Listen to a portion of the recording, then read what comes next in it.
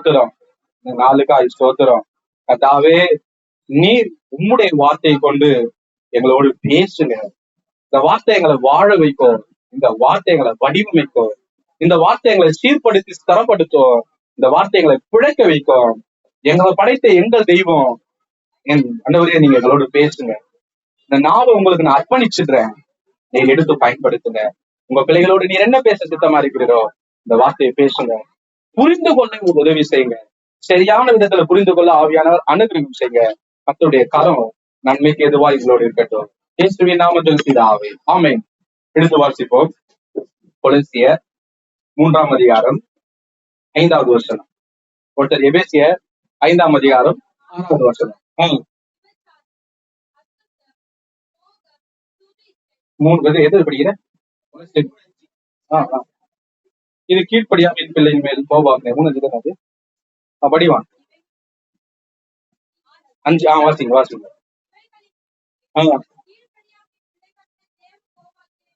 எபேசியர் 5:6.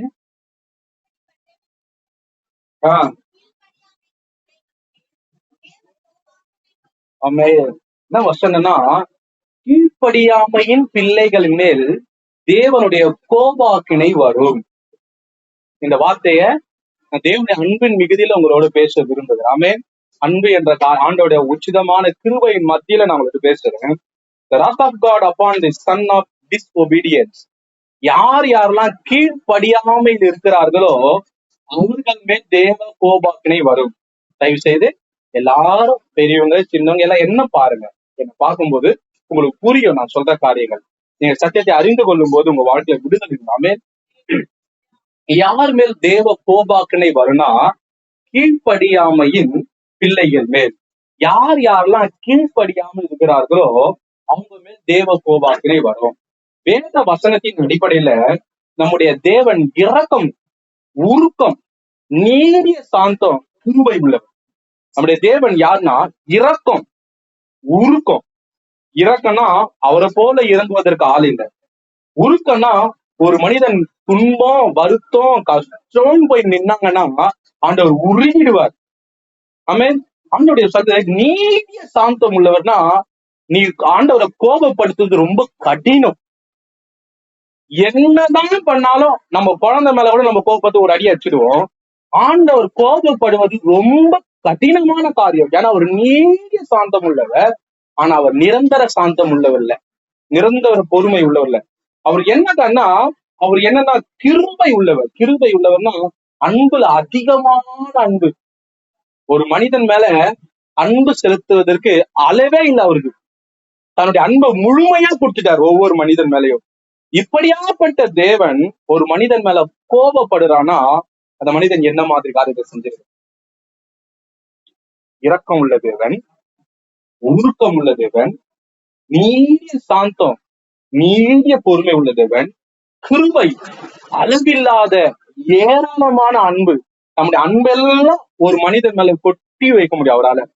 இந்த மாதிரி ஒரு தேவன் ஒரு மனுஷன் மேல கோபப்படுவாரானா அந்த மனுஷன் என்ன காரியத்தை செஞ்சிருக்கணும்? ஆண்டவர் எதனால ஒரு மனிதன் மேல கோபப்படுவார்னா, கீழ்ப்படியாத ஒரு மனிதன் மேல ஆண்டவர் கோபப்படுவார். அப்ப கீழ்ப்படியாமை சாதாரண காரியம் இல்ல, அது மிக மோசமான விளைவுகளை கொண்டு வரும்.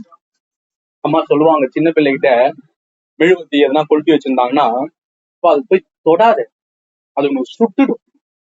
பிள்ளைகள்னா ஏதோ பழச்சு பழச்சுன்னு எரியுதுன்னு சொல்லிட்டு தொட்டுத்தான் பாப்பேன்னு போய் தொட்டு பார்ப்பேன். ஏன்னா கத்துவாங்க. ஏன்? கீழ்ப்படியாமை. அப்ப ஏன் ஆண்டவர் கோவப்படுறாருன்னா, நீ கீழ்ப்படியாம இருக்கிறதுனால ஆண்டவர் கோவப்படல, கீழ்ப்படியாம நீ விளைவுகளை சந்திக்கும் போது ஆண்டவரால் தாங்க முடியாது. மிக மோசமான விளைவுகள் உன் வாழ்க்கையில வந்துடுமே என்று ஆண்டவர் கோபப்படுற. குழந்தைய அம்மா அவர் கையில ஒரு பட்டுன்னு ஒரு அடி அடிக்கிறாங்க. ஏன் அடிக்கிறாங்க? அது தொடக்கூடாது, அது வாயில கை வைக்க கூடாது, அது தேவையில்லாத சாப்பிடக்கூடாது. ஒரு அடி அடிச்சாதான் அதுக்கு ஞாபகம் வரும் அதை செய்யக்கூடாதுன்னு.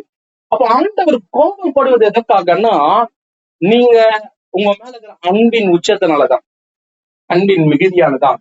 இவ்வளவு அதிக அன்புள்ள தேவன் நம்ம மேல கோபப்படுவதற்கு காரணம் என்னன்னா, நம்ம வாழ்க்கையில அந்த கீழ்ப்படியாமை பெரிய விளைவுகளை கொண்டு வரும். அவர் சர்வ வல்லமை உள்ள தேவன். அவர் யாரு? அவருக்கு எல்லாமே தெரியும். அவர் சர்வ ஞானி. அவருக்கு உங்களுக்கு புரியாததெல்லாம் அவருக்கு புரியும், உங்களுக்கு தெரியாததெல்லாம் அவருக்கு தெரியும். ஏன்னா நம்மையும் நம் மூளையும் உண்டாக்குனது அவருதான். நம்ம தான் நம்மளுடைய எதிர்காலங்களை குறிச்சு நல்லா யோசிப்போம்னா ஆண்டவர் நம்மை காட்டிலும் யோசிக்கிறவரா இருக்கிறார். நல்லா புரிஞ்சுக்கணும். அப்ப ஆண்டவருடைய வார்த்தைக்கு கீழ்ப்படியவில்லை என்றால் நம்முடைய வாழ்க்கையில மிகப்பெரிய பிரச்சனைகள் வரும்.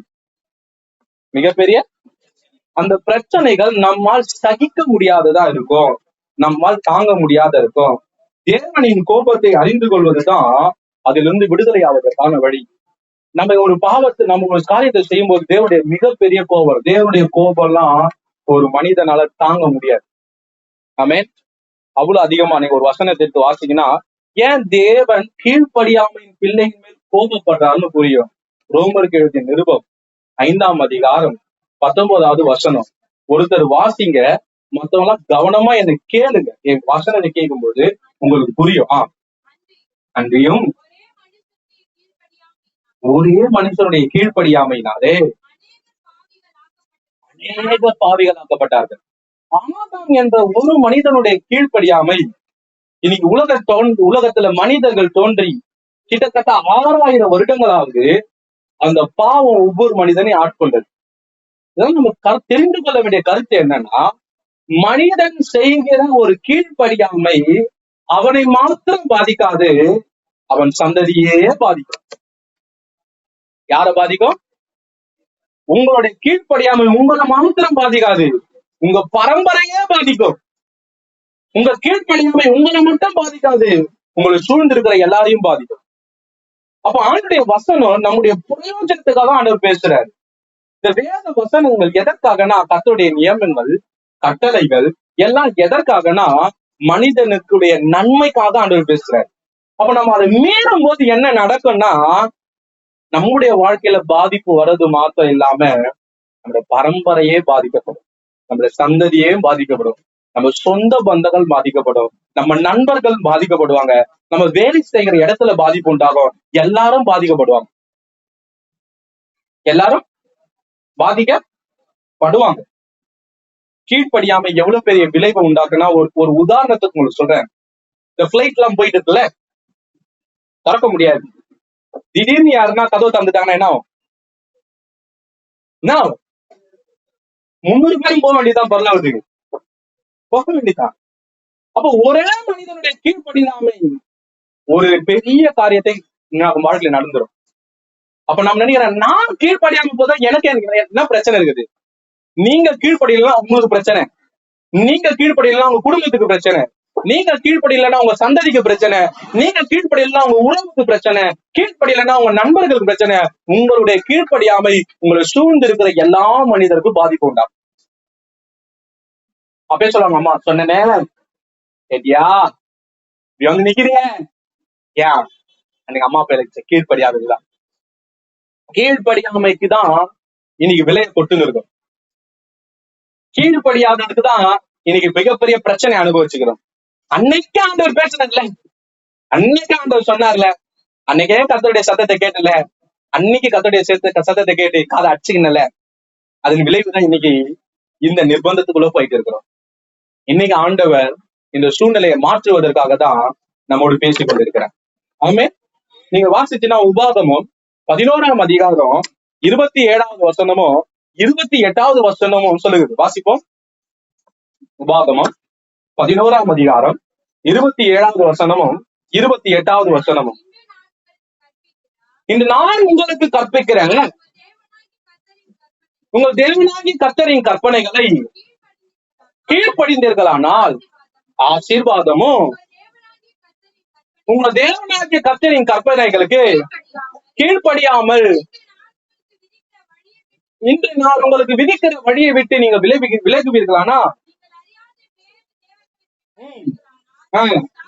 சாபம் வர, கீழ்ப்படுகிறவன் மேல் ஆசீர்வாதமும் கீழ்ப்படியாமை மேல் சாபமும் வரும் என்று தேவன் நியமிச்சுட்டார். அப்ப ஏன் ஆண்டவர் கோபப்படுறான்னா, என் வார்த்தை மீறும் போது ஆட்டோமேட்டிக்கா உன் வாழ்க்கையில சாபம் வந்துடும். நீ என் வார்த்தைக்கு கீழ்ப்படியும் போது ஆட்டோமேட்டிக்கா உன் வாழ்க்கையில ஆசீர்வாதம் வந்துடும். ஆண்டவரே நான் ஆசீர்வாதிங்க ஆசீர்வாதிங்க ஆசீர்வாதிங்க நீங்க ஜெபிக்க வேண்டிய அவசியம் இல்ல. ஆண்டவரே வசனத்தை கீழ்ப்படுகிற ஒரு உத்தம இருதயத்தை தாங்க.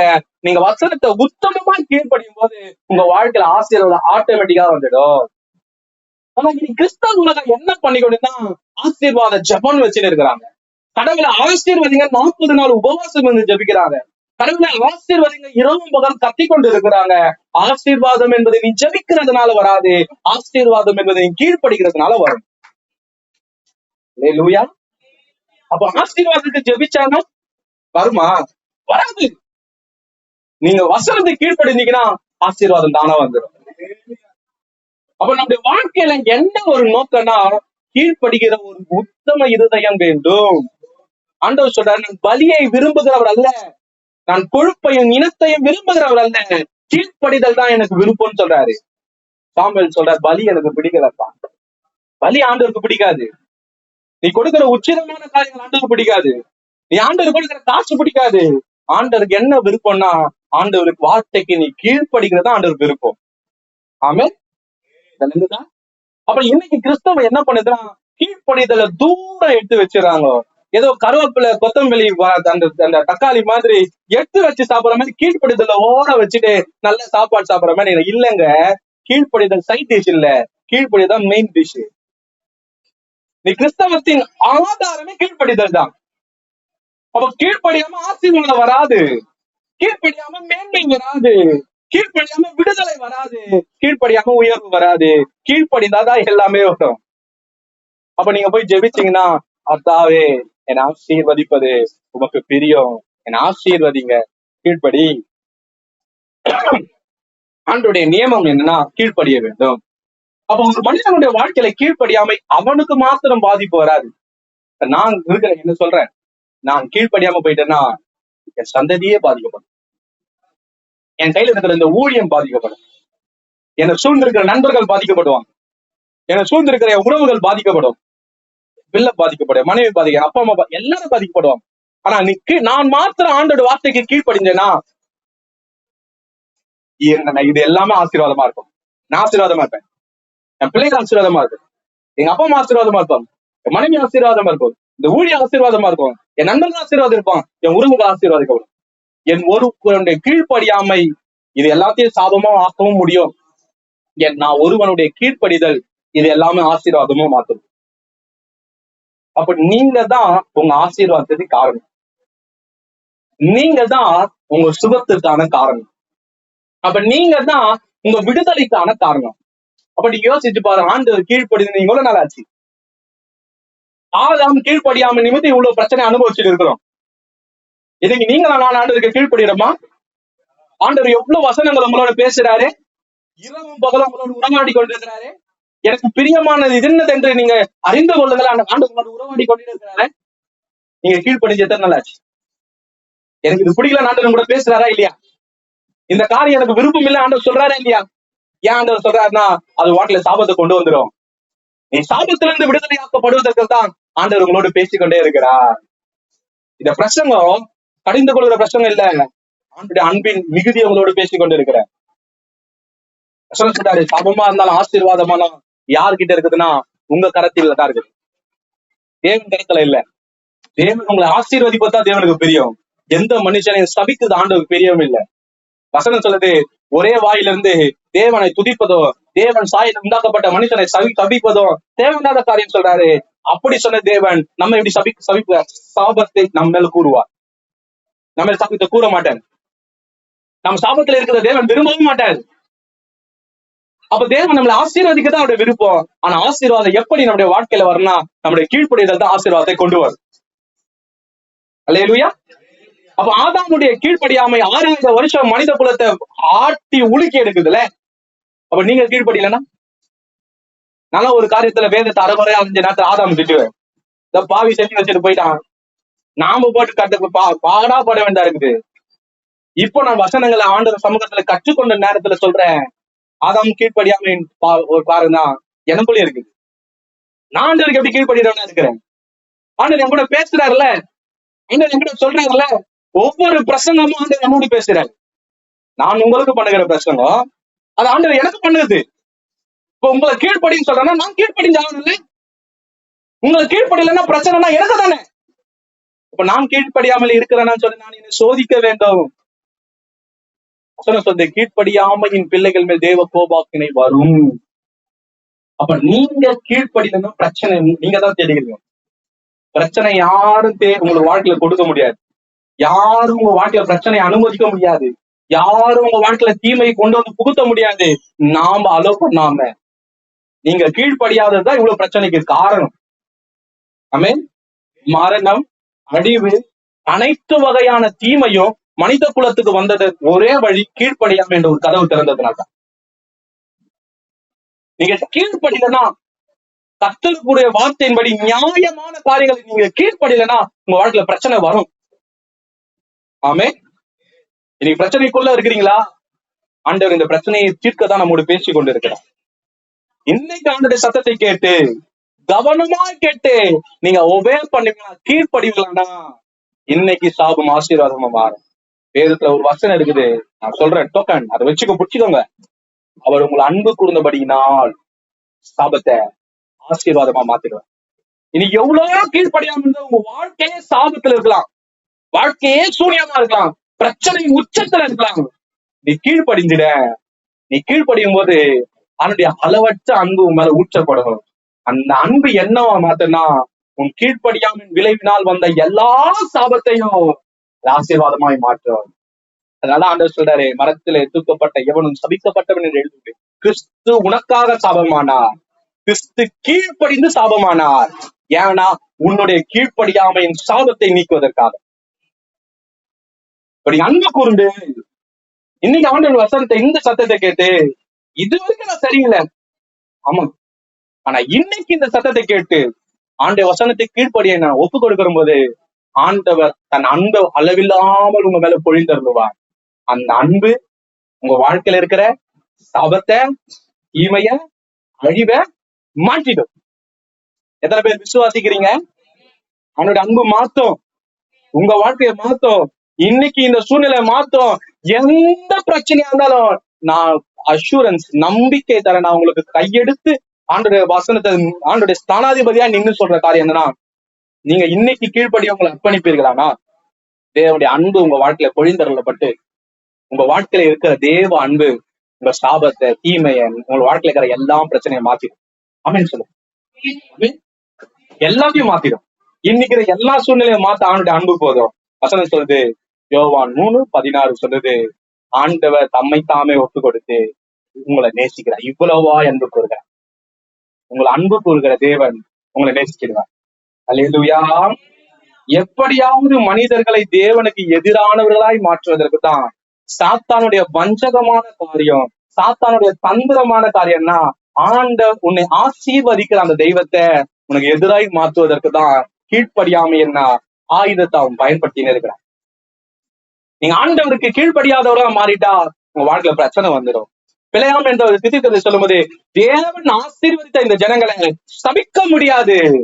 அவனே சொல்லுவான், இந்த ஜனங்களுக்குள்ள பாவத்தை ஊடுருவிடு, கீழ்ப்படியாமைய விதைச்சிடு, இந்த ஜனங்களுக்கு கீழ்ப்படியாமை வளரட்டும், தேவனை அழிச்சிடுவாரு.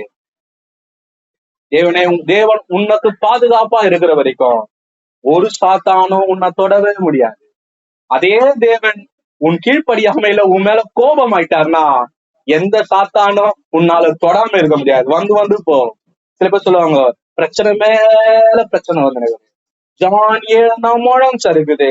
சோ அந்த பிரச்சனைக்கு லீவே இல்லை, ரெஸ்ட் இல்லாம சாத்தான் என்னை தாக்கினே இருக்கிறான். இதுக்கெல்லாம் என்ன காரணம்னா ஆண்டவர் கீழ்ப்படி நீ மறந்துட்டமா. ஆண்டோடைய கீழ்ப்படியாமை ஆண்டவர் கீழ்ப்படுகிற அந்த குணத்தை இழந்துட்ட. ஆண்டவர் கீழ்ப்படியணுன்றது உன்னை டார்ச்சர் பண்ணதுக்கல்ல, உன்னை கண்ட்ரோல் பண்ணதுக்கல்ல, அவனுடைய பேர் அன்பு உன்னை பொத்தி பாதுகாக்க விரும்புகிறார். கடவுள் உனக்கு வைத்திருக்கிற திட்டம் பெருசு. அந்த திட்டத்துக்கு உன்னை கீழ்ப்படியாம அந்த திட்டத்தை வாழ்க்கையில நிறைவேற முடியாது. ஆமென்.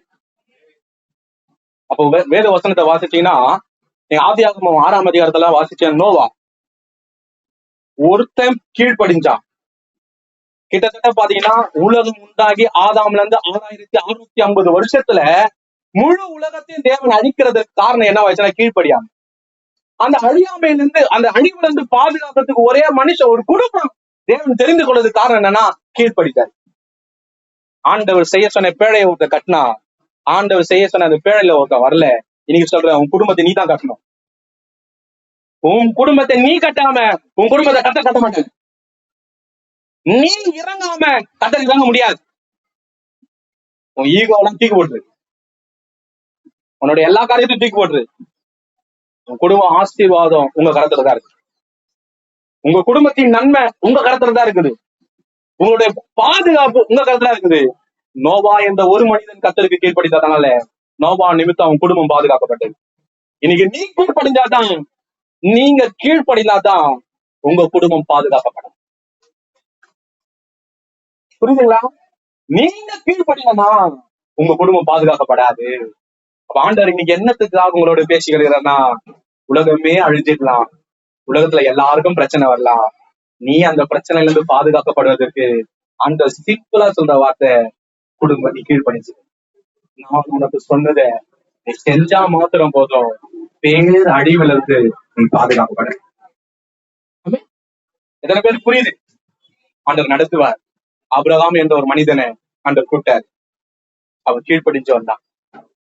அவன் போற இடம் என்னன்னு தெரியாது, அவன் எங்க போக போறாருன்னு அவருக்கு புரியாது.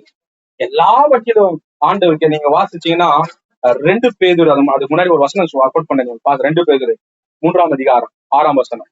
இல்லைங்க, கவனமா கேட்கணும்.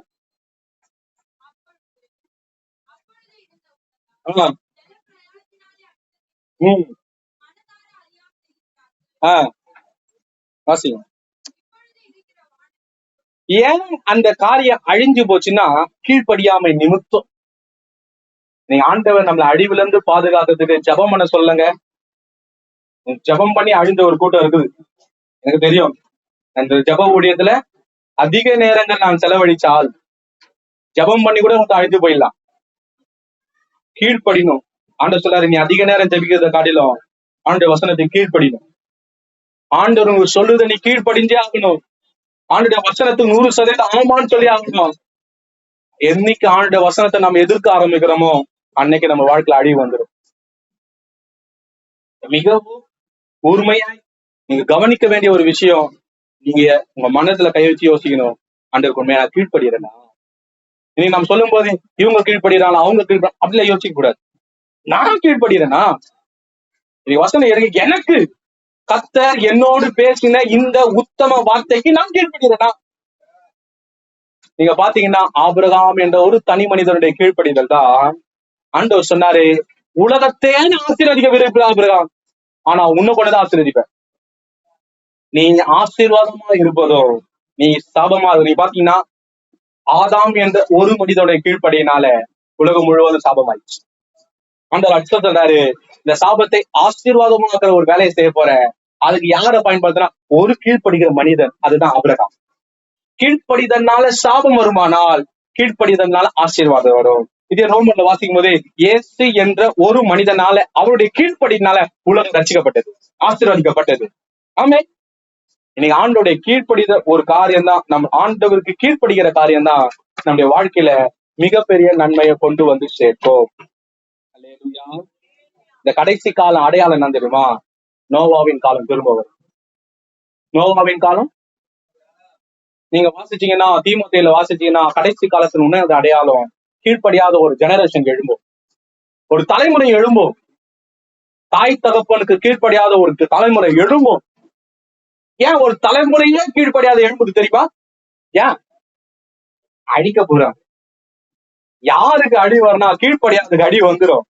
அன்னைக்கு நோவா காலத்துல ஒரு ஜெனரேஷன், ஒரு தலை, ஒரு ஒரு கூட்டம், பூமியில இருக்க ஜனங்கள் அழிக்கப்படுவதற்கு என்ன காரணம்? கீழ்ப்படியாம.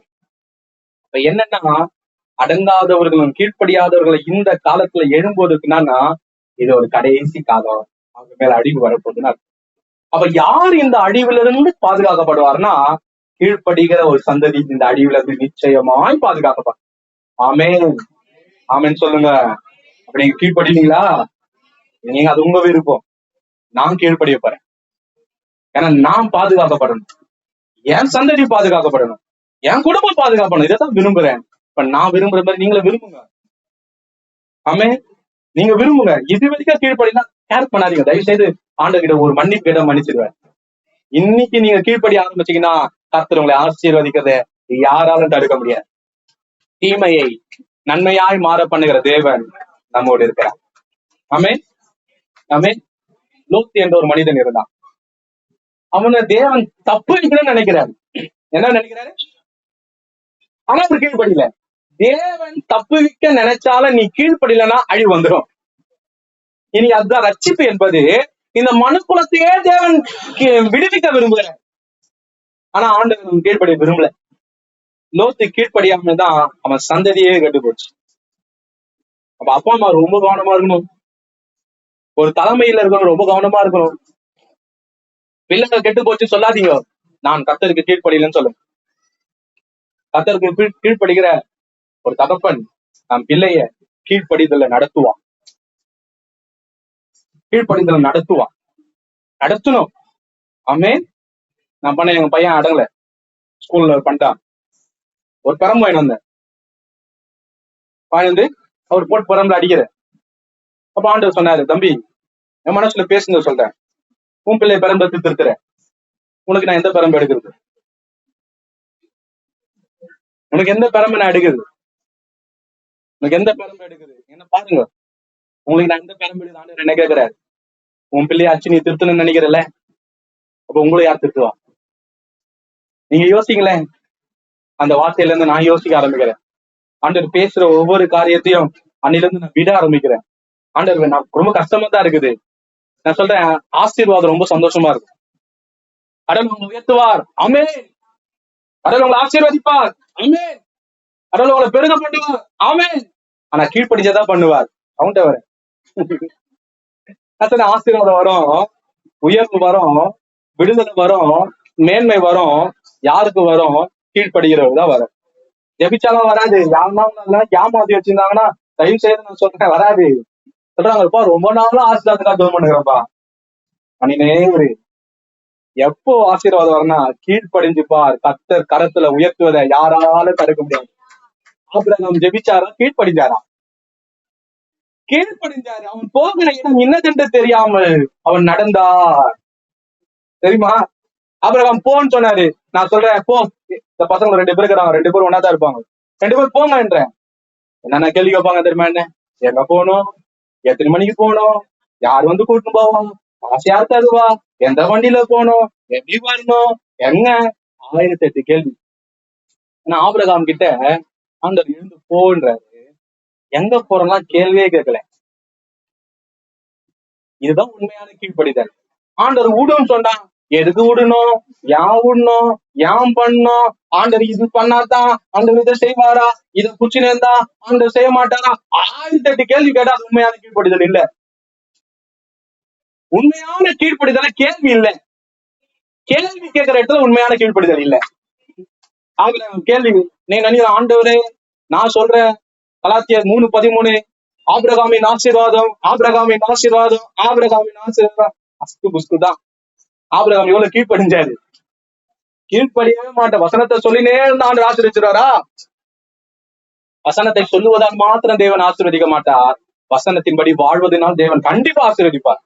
நான் ஒரு நம்பிக்கை சொல்றேன், ஒரு வார்த்தை சொல்றேன். வசனத்தை சொல்லுவதால் நீ ஆசீர்வாதப்படுவியா பட மாட்டே எனக்கு தெரியாது. ஆனா வசனத்தின்படி வாழ்வதால் கண்டிப்பா நீ ஆசீர்வதிக்கப்படுவேன். அப்ப நீங்க யோசிக்கணும், எத்தனை பிரசங்கங்களை கேட்டீங்க?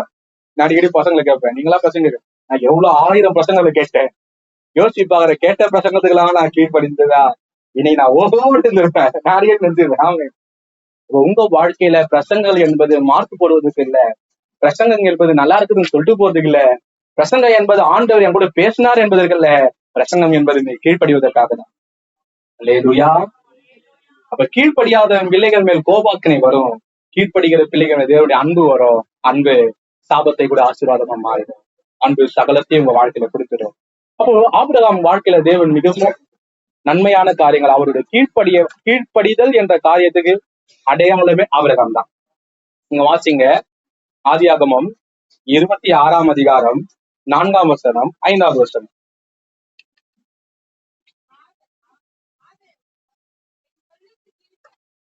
ஆபிரகாம் என் சொல்லுக்கு கீழ்ப்படிந்து என் விதிகளையும் என் கற்பனைகளையும் என் நியமங்களையும் என் பிரமாணங்களையும்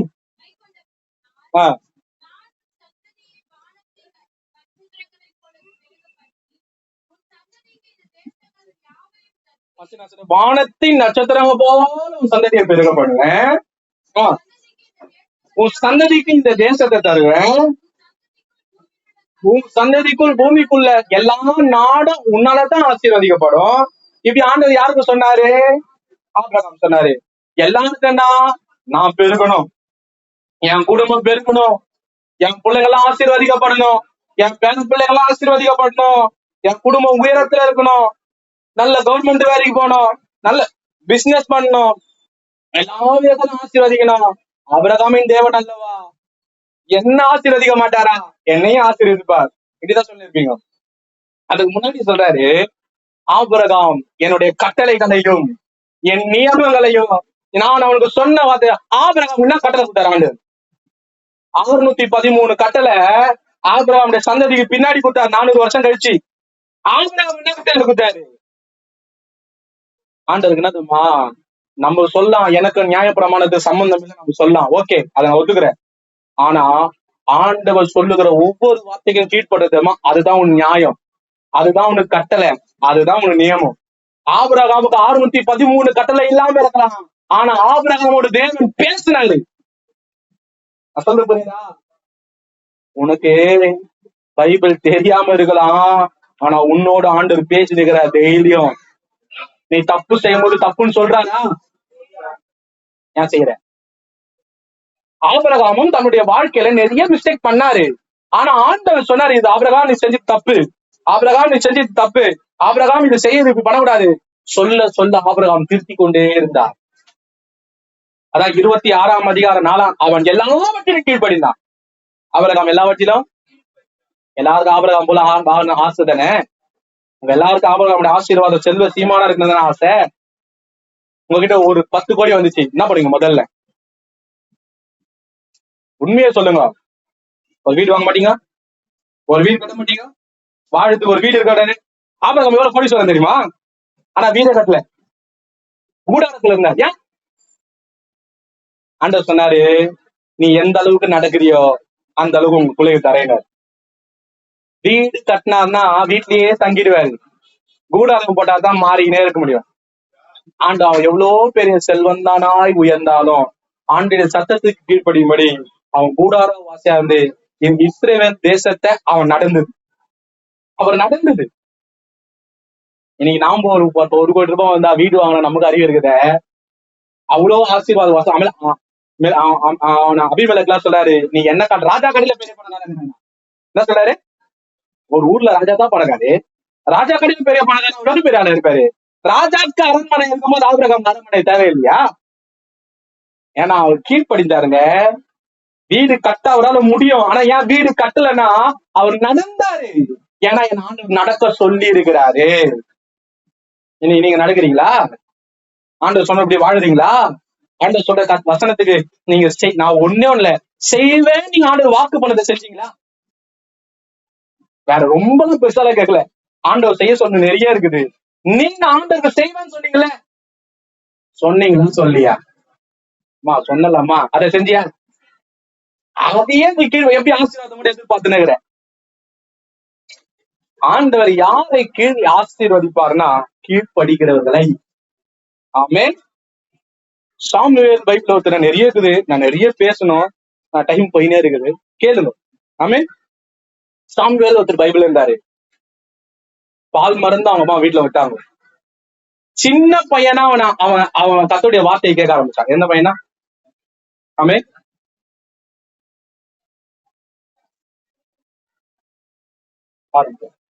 என்ன பையனா?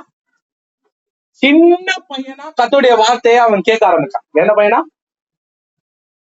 வசனம் சொல்லுது, கர்த்தருடைய வார்த்தைய அவன் கீழே போடாததுனால, நல்லா புரிஞ்சுக்கோ, அவன் பேசின ஒரு வார்த்தையும் கீழே விழல. சொல்லுங்க. வசனம் சொல்லுது, சாமுவேல் பேசின ஒரு வார்த்தை கூட கீழே விழல. ஏன் கீழே விழலன்னா, கர்த்தர் பேசின ஒரு வார்த்தையும் அவன் கீழே போடவே இல்லை. நான் சொல்ற கருத்து புரியுதா? ஆண்டவர் வார்த்தைக்கு நீ கீழ்படிச்சினா உன் வார்த்தை கீழே விட வேண்டிய சொன்ன நடக்கும். நீங்க ஆண்டவர் வார்த்தைக்கு கீழ்படுறீங்களா? அவன் சொன்னா அவங்க அம்மா சின்ன குழந்தையா சின்ன பையனா இருக்கும் போது அவங்க இந்த ஆலயத்துல அந்த கூடாரத்துல விட்டு போனாங்க, ஆச்சரிய கூடாரத்துல. அப்ப கீழ்படிஞ்ச ஆரம்பிச்ச சாமுவேல் அவன் வாழ்நாள் எல்லாம் கீழ்படிஞ்ச.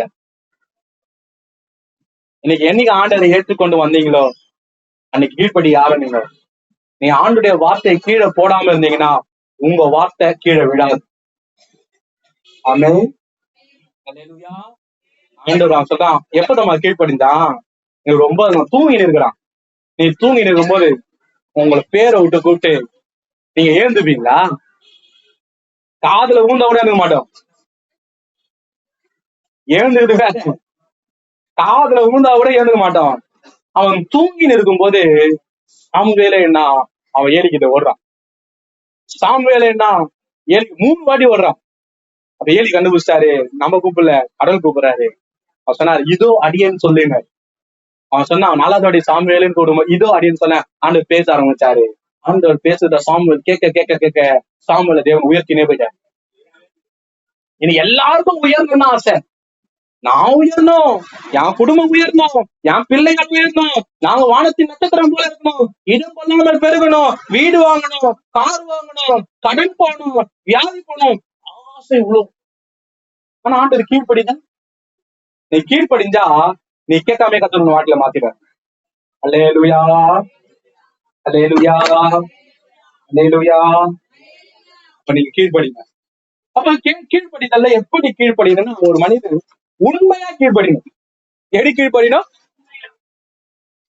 உண்மையா கீழ்ப்படி. எப்படி கீழ்ப்படிணும்?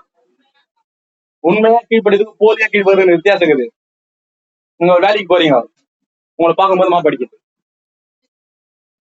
பார்க்கும்போது வேலை செய்யற மாதிரி ஆக்சன் பண்ணுறது, போயிட்டு நாங்க ஒரு பிரேயர் மீடியில இருந்தோம், ஒரு பிரேயர் குரூப்ல நாங்க பிரேயர் பண்றோமா, மேல சிசிடிவி இருக்கும், எங்களெல்லாம் கண்காணிக்கிற பிள்ளை இருக்கும். எங்க கூட வந்துருப்பா ஜோம் பண்ண இருப்பாரு.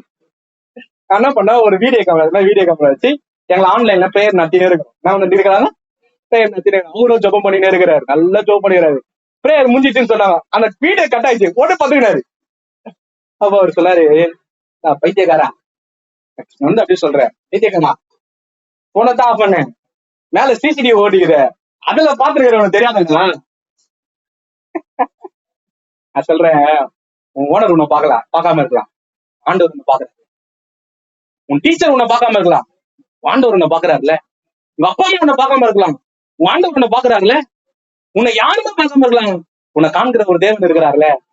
நீ அப்ப உண்மையா கீழ்படினு எல்லாத்துலயும். அப்ப எதுல கீழ்படுகிற? உண்மையா கீழ்படுறீங்களா? கீழ்படிதல்ல ஒரு உண்மை வேண்டும். ஆள் இருந்த போது கீழ்படிதலோ, ஆள் இல்லாத போது கீழ்படியாம இருக்குது இல்ல. ஆண்டவர் என்னை பார்க்கிறார் என்று உண்மையா கீழ்படினோம். அப்புறம் கீழ்படிதல்ல எப்படி கேட்டோம், உடனடியா கீழ்படினோம். ஆண்டவர் இப்ப சொன்னா இப்பதான் செய்யணும்.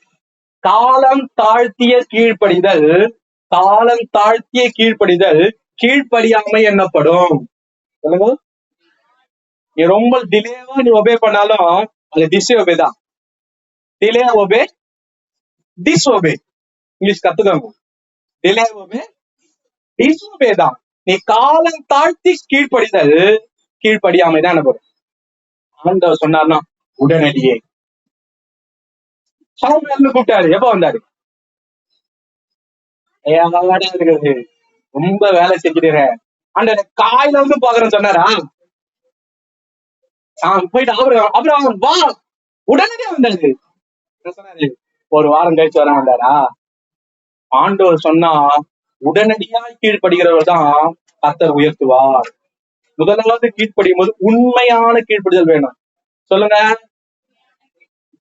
ஆளு பார்க்கும் போது ஒரு கீழ்ப்படிதல், ஆளு பார்க்காதது ஒரு கீழ்ப்படிதல், உண்மையான கீழ்ப்படிதல். 2வது உடனடி கீழ்ப்படிதல்.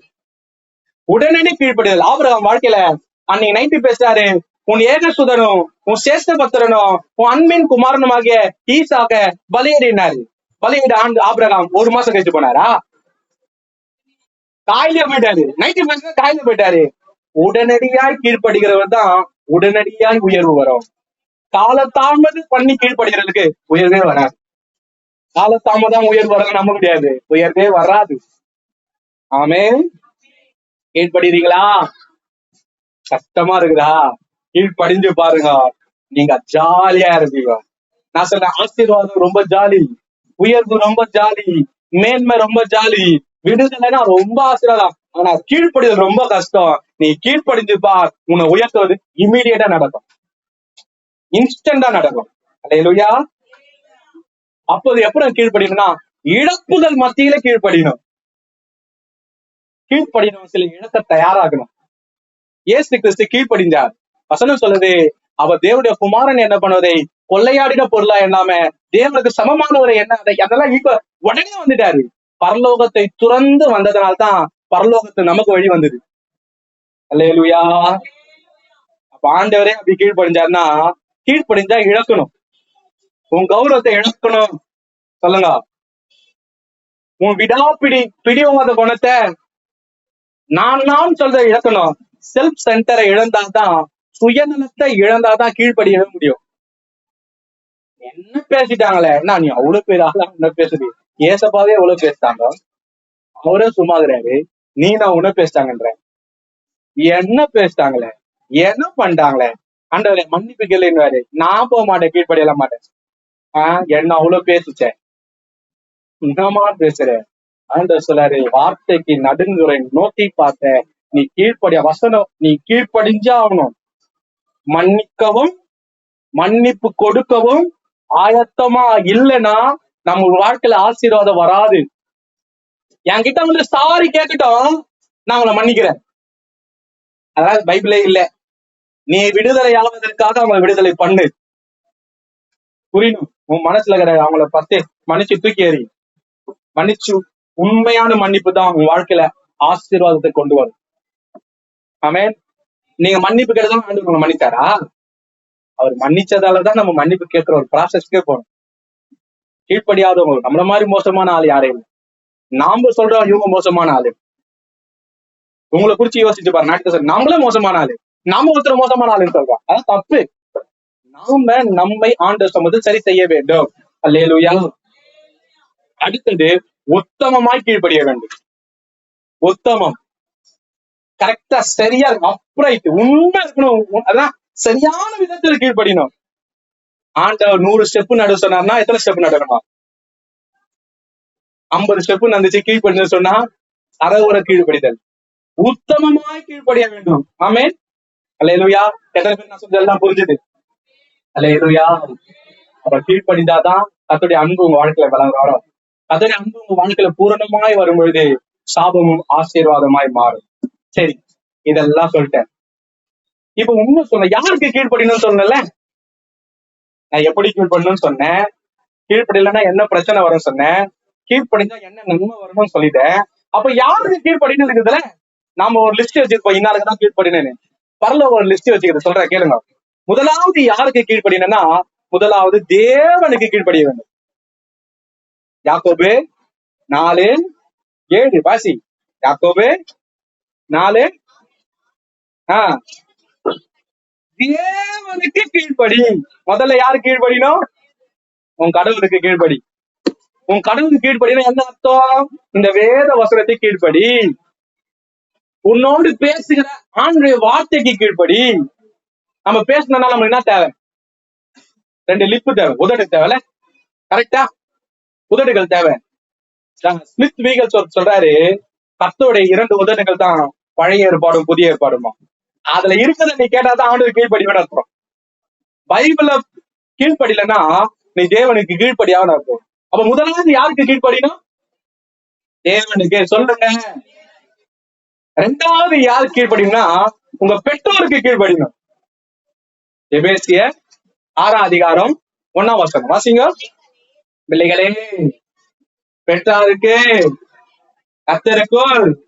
இன்னொரு வசனம் வாசிங்க, கொலோசியர் 3:20 வாசிங்க. ஏன்னா இந்த நூதன உபதேசம் என்ன பண்ணிருக்குன்னா, கர்த்தருக்குள் கீழ்ப்படிதான் அது ஒரு மாத்திட்டாங்க. வாசிங்க. பிள்ளைகளே, உங்க பெற்றோருக்கு எல்லா காரியத்திலும் கீழ்ப்படி. இது கத்துடியா? கர்த்தருக்கு பிரியமானது. இந்த எபேசியர் 6 வச்சு கர்த்தருக்குள் கீழ்ப்படின்னு வச்சுப்பாங்க.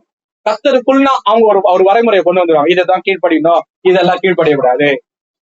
கொலோசியர் 3:20 அதே பவுல் சொல்றாரு. ஏன்னா நம்மள மாதிரி பவுலுக்கு தெரியும், இந்த மாதிரி விகற்பமான ஆட்கள் எழும்பி வசனத்தை புரட்டுவாங்க தெரியும். அதனால பவுல் 3:20 சொல்றாரு, எல்லா காரியத்திலும் உங்க அப்பா அம்மா கீழ்ப்படி. முதலாவது தேவனுக்கு கீழ்ப்படி. அம்மா கீழ்ப்படிலன்னு அர்த்தம். ஒரு கதை ஒண்ணு சொல்றேன், உண்மை சம்பவம், நான் சொல்லி உங்களுக்கு முடிக்கிறேன். ஒரு அப்பா, மிகவும் பயபக்தி உள்ள ஒரு அப்பா, கவர்மெண்ட்ல ரிட்டையர்ட் ஆகி அவர் தாம்பரத்துல குடிபெயர்ந்தாராம். அவருக்கு ஒரு பையன், பெரிய கம்பெனியோட மேனேஜர், நல்ல வருமானம். ஞாயிற்றுக்கிழமை என்ன பண்ணாரா, டிவி பாத்துக்கிறாராம். அப்பா சொன்னாராம், தம்பி இது கர்த்தருடைய நாள், டிவி பார்க்காத, சர்ச்சுக்கு போலாம். அவர் மீறி டிவி, அவர் சொல்ல அவர் மீறி டிவி பார்த்துன்னு திடீர்னு கோபம் வந்துச்சான். இவர் கூட இருந்ததுனால ரொம்ப டார்ச்சர் பண்ணுகிறேன், இவரை விட்டு நான் போயிடுறேன், தனி கொடுத்து நான் போயிடுறேன், என்னை கேட்க ஆளே இல்லை, நான் நல்லா இருப்பேன். உடனே காலி பண்ணி தனி கொடுத்துட்டு போனாரா. நல்லா சுகபோகமா சில மாதங்கள் வாழ்ந்தாங்க. ஊழியக்காரருக்கு ஒரு போன் வந்துட்டான், ஐயா என் பையனும் என் பையனுடைய என் மருமகளும் இறந்துட்டாங்க. ஏங்க சொல்றீங்க, எப்படி இறந்தாங்க?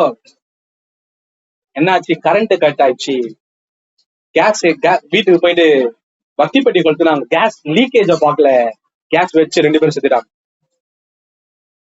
நான் சொல்றேன், அன்னைக்கு டிவி பார்க்காதுன்னு சொல்லிது ஒரு தப்பு. பிசாசு நம்மளை பிரிய வைக்குவதற்கு என்ன தந்திரத்தை வேணா யூஸ் பண்ணுவான். ஆனா பிரிஞ்சு போனா அவரு அழுதாராம். அவர் சொன்னாராம், என் பிள்ளையும் என் மருமகளும் உலகத்துக்கு போயிருப்பாங்களா, எப்படி போயிருப்பாங்க? கீழ்படியாருக்கு இவ்வுலகத்திலே இடையில, அவ்வுலகத்திலே இடையில, நரகம் தான். யோசிங்க, உங்க பெற்றோர்கள் உங்களை நன்வழியில் நடத்தும் போது ஒபே பண்ணுங்க. நீங்க வாசிச்சீங்கன்னா, யோசேப்போட உயர்வுக்கு காரணம் அப்பாக்கு கீழ்ப்படிஞ்சது. தாவீதோட உயர்வுக்கு காரணம் அப்பாக்கு கீழ்ப்படிஞ்சது. யாக்கோபோட செல்வ சிறப்புக்கு காரணம் அப்பா அம்மா கீழ்ப்படிஞ்சது. பெற்றோருக்கு கீழ்ப்படிஞ்ச பிள்ளை ஆசீர்வாதத்தை இழந்ததா சரித்திரமே இல்ல. பெற்றோருக்கு கீழ்ப்படியாத பிள்ளை ஆசீர்வாதமா வாழ்ந்ததா சரித்திரம் இல்ல. ஆண்டவர் ஞானத்தை குத்துக்கிறான்ல, வசனம் சொல்லுதுல, கீழ்ப்படினே, நீ அதுக்கு தனியா ஒரு விளக்கம் எடுத்துக்காது, கீழ்ப்படி. வசனத்தை இருக்கும்போது நான் கூட அழுது இருக்கிறேன். ஏன்னா சில நேரத்துல எங்க அப்பா அம்மாக்கு நான் ஒபே பண்ணாம இருந்தேன், அழுதேன். ஆண்டவரே மன்னிங்க, இதனால என்ன விளைவு உண்டாச்சுன்னு எனக்கு தெரியல, ஆண்டவர் என்னை மன்னிச்சிருங்க ஆண்டவர். இந்த வசனத்துக்கு நான் உட்காந்து அழுதேன். இப்ப நீ உங்க அப்பா அம்மா கீழ்ப்படினோம், நீ கீழ்ப்படிலன்னா உனக்குதான் ஆபத்து வரும். உங்க அப்பா அம்மாவுக்கு தெரியும் எதுக்கு நன்மை தீமை. உங்க அப்பா அம்மா ஒரு காரியத்தை போயிருப்பாங்க, பிரச்சனைகள் சகித்து இருப்பாங்க, அதுல இருந்து விடுதலை ஆக்க முடியாது. அவங்களோட பேசின்னு இருக்கிறான். நீ புரிஞ்சுக்காம வாழ்ந்தீங்கன்னா உனக்குதான் பிரச்சனை, உனக்குதான் ஆபத்து. அப்பா அம்மா கேள்வி கேட்கிற இடத்துல நீ இருக்கவே இருக்காது. கொஞ்சமாச்சு யோசிச்சு பாரு, அவங்க சொல்லுவது நம்ம நன்மைக்கானு. அன்னைக்கு அந்த பிள்ளைகிட்ட அந்த அப்பா சொன்ன வார்த்தை என்ன? உங்ககிட்ட அம்மா என்ன சொல்றாங்க? போன பார்க்காத, நோண்டினே இருக்காதம்மா, அந்த பைபிள் படிமா, கொஞ்சம் பாருமா, கொஞ்சம் படிமா. இன்னைக்கு நீங்க சொல்லியா, ஐயோ டார்ச்சர் பண்றாங்களே. பெரிய ஆபத்துல இருந்து பாதுகாப்பு தான் இந்த சின்ன டார்ச்சர். கீழ்ப்படுகிறதுக்கு அது டார்ச்சரா இருக்காது. மேன்மைக்கு முன்பாக தாழ்மை, தாழ்மை உள்ள மனிதர்கள் வாழ்க்கையில கஷ்டம் நடத்துவான். ஆமேன். கர்த்தர் பேசினார்னா கஷ்டத்தான் பேசுறேன். ஆமேன். அதனாலதான் நான் பிரசங்கம் பண்ணதுக்கு முன்னாடி யாரு கூட பேச விரும்ப மாட்டேன். ஏன்னா உங்ககிட்ட கேட்டு உங்கள்கிட்ட சொல்றேன்னு நினைச்சு யாரதே கேட்டு யாருக்கிட்ட சொல்ல மாட்டேன். ஆண்டவர் என்னோடு பேசுறது, நான் உங்களோடு பேசுறேன். ஆமேன். அப்ப உங்க பெற்றோருக்கு நீங்க கீழ்ப்படியலைன்னா ரொம்ப கஷ்டம். உங்க பெற்றோருக்கு நீங்க கீழ்ப்படியலைன்னா ஆபத்து வரும். தாவீது சொல்றாரு, நீதிபதிகள் இருக்கும், தாயின் போதகத்தை தள்ளாத, தகப்பன் வார்த்தை அற்பமா எண்ணாத, பெருசுக்கு வேலை இல்லைன்னு நினைக்காத, பெருசுக்கு ரொம்ப மோசம், ரொம்ப தொல்லை கொடுக்குன்னு நினைக்காத, அதுக்கு வேண்டாம் வெறுப்பா நம்ம கூட இருக்குன்னு நினைக்காத. அப்படி போட்டு தாச்சரமா உனக்கு என்ன தெரியும் கேள்வி கேட்காத. உங்க அம்மாவுக்கு தெரிஞ்சதுனாலதான் நீ உயிரோட இருக்கிறேன். அன்னைக்கு உங்க அம்மாவுக்கு பால் கொடுக்க தெரிஞ்சதுனால்தான் நீ இருக்கிற. அன்னைக்கு உங்க அம்மாவுக்கு மறந்து விட்ட தெரிஞ்சதுனால்தான் நீ இருக்கிற. அன்னைக்கு தலை லட்டன்னு ஆடிட்டு இருக்கும்போது உன்னை தலையை ஆடாம புடிச்சாங்க தெரியுமா? அதனாலதான் நீ இருக்கிற. இன்னைக்கு வந்து உங்க அம்மா கிட்ட உனக்கு என்ன தெரியும் கேட்காத. உங்க அம்மாக்கு தெரிஞ்சதுனாலதான் நீ உயிரோட இருக்கிற. அன்னைக்கு உங்க அம்மாக்கு தெரியலனா நீ வாய் லடன்னு ஆடுவியா உங்க அம்மா கிட்ட? அம்மா அம்மா அப்பா உனக்கு சொல்லி கொடுக்குறாங்க அங்கதான். அவங்க சொல்லி கொடுக்குறா நீ இவ்வளவு பேசுனீங்க. அன்னைக்கு சொல்லி கொடுக்கலன்னா நீ பே தான். இது உண்மை, நான் பொய் சொல்ல, உண்மை. அந்த காலத்துல நீங்க பேச வேண்டிய காலத்துல வார்த்தையை பழக்கலைன்னா உங்களுக்கு பேச்சு வராது. அன்னைக்கு தத்தி தத்தி பேசும்போது உனக்கு கரெக்ட் பண்ணி சொல்லி கொடுத்தாங்க தெரியுமா? இன்னைக்கு நல்லா பேசும்போது அவங்கள பேசுவதுக்கு இல்லை, அவங்க சொல்றதை கேட்கறதுக்கு. அதான் பைபிள் வசனம் சொல்லுது, கேட்கறதுக்கு தீவிரமா இருங்க, பேசுவதற்கு தாமதமா இருங்க, உடனே பேசிடாத. அல்லேலூயா. அடுத்தது யாரு கீழ்ப்படினா, கணவன் மனைவிக்கு கீழ்ப்படினோம். எபேசியர் 5ஆம் அதிகாரம் 8:18-24 வீட்டு உன் புருஷனுக்கு கீழ்ப்படி, உன் மனைவிக்கு கீழ்ப்படி. ஆமென். இன்னைக்கு அந்த ஆளுக்கு என்ன தெரியும்? ஐயோப்பா, சம்பாதிச்சு கொடுக்க அந்த ஆளுக்கு தெரியும், சம்பாதிச்ச கணக்கு இருக்கு அந்த ஆளுக்கு இல்ல. என்ன சொல்லுவாங்க? கணக்கு கேட்டா நான் பாத்துக்கிறேன், இவ்வளவு நான் சொல்லுவோம், நீ குத்துட்டு கணக்கு கேட்டியா? அது காசு எப்படி வந்தது தெரியாது. ஏமா காசு கொடுத்தவருக்கு காசு கணக்கு கேட்ட இது இல்லையா? இது இல்லையா? உங்களதான் கேக்குறேன். காசு அவர் தானே கொடுத்தாரு, அவரு கணக்கு கேட்டா தூக்கி போடுது, இதை திருப்போம், நீயே பாத்துக்கோ, நீயே செலவு பண்ணிக்கோ, குடும்பத்தை நீயே பாத்துக்கோ. நீ கேட்டாரு, குத்தூர் கணக்கு கேட்டாரு. குத்தூர் கணக்கு கேட்டுதான் தப்பு. கொடுக்கும் போது ஈன்னு வாங்குற, கணக்கு போட்டு முறைக்கிற, அசைன் தப்புங்க. கணவன் மனைவிக்கு கீழ்ப்படினோம், மனைவி கணவனுக்கு கீழ்ப்படினோம். இந்த 2 பேரும் ஒருவருக்கு கர்த்தருக்கு கீழ்ப்படிஞ்சாதான், கர்த்தருக்குள் கீழ்ப்படுகிற ஒரு வாழ்க்கை தான் உயர்வுக்குள்ள நடத்தும். அல்லேலூயா. இன்னைக்கு கீழ்ப்படுகிறீங்களா? நிறைய வசனங்கள், கொலோசியர் 3:18, தீத்து 2:5, 1 பேதுரு 3:5-4, தீமோத்தேயு 3:4, நிறைய வசனங்கள். இதெல்லாம் சொல்லுது கணவன் மனைவிக்கும் மனைவி கணவனுக்கும் கீழ்ப்படிகின்றார். இன்னும் வசனம் சொல்லு, கிறிஸ்துவுக்கு கீழ்ப்படிவது போல உன் புருஷனுக்கு கீழ்ப்படிகின்றாரு. ஏசப்பா வந்து முன்னாடி தோண்டி இதை செய்ய மாட்டியா? உங்க வீட்டுக்கு தண்ணி கேட்டுக்கிறாரு, எங்க எடுத்து கொடுக்குறேன்? விக்குது, ஐயோ எங்க போற, எங்க சாப்பாடு செஞ்சு தரேன், எங்க உங்களுக்கு பராமரிப்பு செய்யறேன்? ஏசப்பா ஏசப்பா ஏசப்பா வந்தா ஏசப்பா எல்லாத்தையும் செஞ்சிருவேன், ஏசப்பாக்கு நான் அப்படி செஞ்சிருவேன், ஏசப்பாக்கு இதை செஞ்சிருவேன். ஏசப்பா சொல்றாரு, எனக்கு செய்யற மாதிரி உன் புருஷனுக்கு செய்யுறாரு. ஏசப்பானா அவங்க செஞ்சிருவாங்களா? வீட்டுக்காரங்க செய்ய மாட்டாங்களா? ஆண்டவர் சொல்ல, எனக்கு செய்யற மாதிரி உங்க வீட்டுக்காரர் செய்யுறேன். உங்க வீட்டுக்காரங்க நீங்க செய்யலன்னா ஆண்டவருக்கு செய்யலன்னு கணக்குல வரும். கீழ்ப்படியாம என் பிள்ளைகள் மேல் தேவ கோபாக்கனை வரும். குடும்பம் நரகமா இருக்கிறதுக்கு காரணம் என்ன தெரியுமா? நீ ஆண்டவர் கீழ்ப்படியாம தான். ஆண்டவர் கணவன் மனைவிக்கு கீழ்ப்படினோம், மனைவி கணவன் கீழ்ப்படினோம். அப்பதான் உங்க பிள்ளைங்க உங்களுக்கு கீழ்ப்படியும். நீங்க கர்த்தருக்கு கீழ்ப்படினோம். ஆமென். அடுத்தது யாருக்குன்னா, வேலைக்காரர்கள் எஜமானுக்கு கீழ்ப்படி. உங்களுக்கு யாரோ ஒருத்தர் வேலை செய்யறாங்களே, யாரோ ஒருத்தர் காசு வாங்கல, காசு 1ஆம் தேதி உங்க 5ஆம் தேதி சம்பளம் கொடுன்னு சொல்லிட்டாங்க, 8ஆம் தேதி கொடுத்தா என்ன பண்ணுவீங்க? எவ்வளவு கேள்வி கேட்கறீங்க? லேட்டா வந்து அவங்க உங்களை கேள்வி கேட்கறதா? புரியுதா உங்களுக்கு? நான் உண்மையா சொல்றேன். 5ஆம் தேதி சம்பளம் 6ஆம் தேதி போட்டா கேட்கற கேள்விங்க, மாடா உழைக்கிறேன், எவ்வளவு வேலை செய்யறேன், எக்ஸ்ட்ரா வேலை செஞ்சுட்டு போறேன், இவ்வளவு லேட்டா கொடுக்குறிய, அது பண்றிய, கேள்வி கேட்கறீங்களே. நீ லேட்டா வந்து அவங்க கேள்வி கேட்க கூடாதா? நீங்க வேலை செய்யறவங்க கேள்வி கேட்க கூடாதா? காசு கொடுக்குறவங்க கேள்வி கேட்க கூடாதா? ஆண்டவர் சொன்னாரு, ஆண்டவர் எஜமானனா இருக்கிறபடினால் ஒழுங்கா நீ பதில் சொல்லணும். வேலை செய்யறது கைநீட்டி வாங்குறல, கை கட்டி பதில் சொல்லு. கரெக்ட். ஆமே. டீச்சருக்கு பதில் சொல்லணும். கிளாஸ்ல டீச்சருக்கு மேம்க்கு கேள்வி வேற வேலையில டார்ச்சர் பண்ணுது. அதுக்கு அவங்க சம்பளம் கொடுத்து வச்சுக்கிறாங்க. உன்னை படிப்புகளை நடத்துறது நான் வந்துக்கிறாங்க. அது கேள்வி எல்லாம் நீ சொல்லக்கூடாது. நீயே கேள்விதானே ஆவேன். உனக்கு முடி நரைக்காதா? உனக்கு வயசு ஆகாதா? இந்த மாதிரியா ஒரு மோசமான வாழ்க்கை?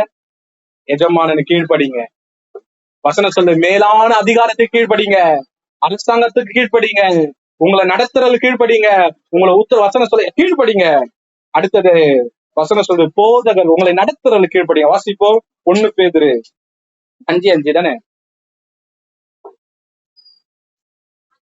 ஆஹ் உம் உம் இல்ல உங்க நடத்துறவர் உங்க உத்தரவாதம் படிக்கணும் வசனம் கிடையாது இது. எபிரேயரா? சரி, அந்த வசனம் அப்புறம் பார்க்கலாம். எழுத மிஸ் பண்ணிட்டேன். உங்களை நடத்துகிறவர்கள் உங்களுக்கு உத்தரவாதர் ஆனபடினால் உங்களை மன வருத்தத்தோடு நடத்தாம உங்களை நடத்துறவங்க உங்களை சந்தோஷமா நடத்த உங்க போதகர் கீழ்ப்படி. ஆமே, உங்களை பார்த்தா ஒரு ஆசை வரணும், ஐயோன்னு ஒரு எண்ணம் வரக்கூடாது. கீழ்ப்படியதுக்கு ஒரு நல்ல குணம் வேணும். கீழ்ப்படியாதவங்க யாருன்னா பெருமை உள்ளவர்கள் யாருக்கு கீழ்ப்படியவே மாட்டாங்க. கடைசியா ஒரு வசனம் வாசிக்கிற எபேசியர் 5:21 வாசி.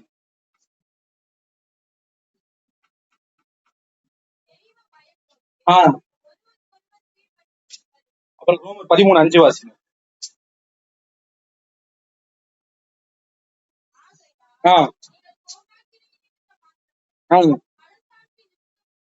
மனசாட்சின்னு ஒண்ணு இருந்தா கீழ்ப்படி.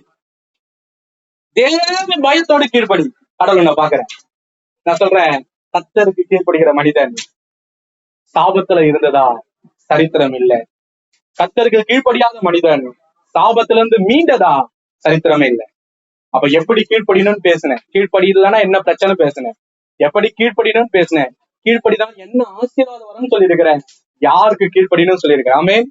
ஆண்டவர் கீழ்ப்படினோம், பெற்றோர் கீழ்ப்படினோம், கணவன் மனைவிக்கு கீழ்ப்படினோம், மனைவி கணவனுக்கு கீழ்ப்படினோம், மேலான அதிகாரத்தை கீழ்ப்படினோம், வேலைக்காரன் எஜமான் கீழ்ப்படினோம், உங்களை நடத்துகிறவர்கள் கீழ்ப்படினோம்.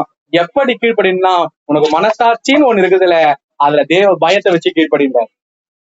அல்லேலூயா. எப்படி கீழ்ப்படிக்கிற வாழ்க்கைய கர்த்தர் ஆசீர்வதிப்பா. ஆமென். கண்களை மூடி ஜெபிப்போம். சாரி, டைம் ஆயிடுச்சு, நான் பெரிய பிரச்சனை. ஆமென். இது சொல்லி ஆகணும், நீங்க சொன்னாதான் பிளஸிங்கா இருக்கு. ஆமென். உங்க பிளஸிங்காக தேவ அன்புக்காக உங்களோட பேசுகிற கண்ண முடி. அன்பின் பிதாவே, இந்த நாள்ல உங்களோடு பேசின வார்த்தைக்காக நன்றி செலுத்துகிறேன். கர்த்தாவே, இந்த வார்த்தையின்படி நாங்கள் வாழ எங்களை அர்ப்பணிக்கிறோம். கீழ்ப்படுகிறவர்களாய் நாங்கள் இருக்க கர்த்தர் எங்களை அனுகிரகம் செய்யுங்க. எங்களில் கீழ்ப்படியாமையின் ஆவிய இயேசுவின் நாமத்தினால் துரத்துகிறோம். கர்த்தாவே, இந்த கரம் நன்மைக்கு எதுவாய் கூட இருக்கட்டும். ஆசீர்வதிங்க இயேசுவின் நாமத்தில் பிதாவே. ஆமென். சொல்லுங்க.